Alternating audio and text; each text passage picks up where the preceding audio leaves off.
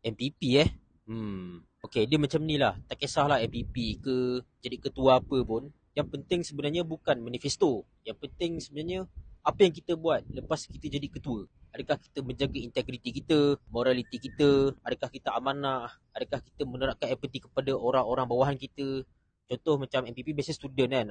Bawah naungan kita adakah kita letak empati ataupun kita jaga kebajikan pelajar-pelajar ni.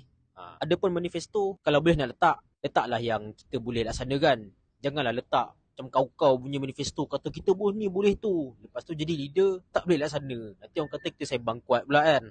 So sebenarnya kalau macam MPP ke ketua kan, orang akan pilih kita sebenarnya mostly bukan sebab manifesto, tapi sebab karakter kita sebelum jadi leader. Tu karakter tak select, lepak dengan semua orang, baik dengan semua orang, bertegur sapa, ramah. Orang akan pilih kita, tak kisah manifesto apa pun. Yang penting manifesto baik lah. Kalau seseorang tu dia jenis banyak drama, dia pun perangai select, sombong, orang pun tak nak pilih dia.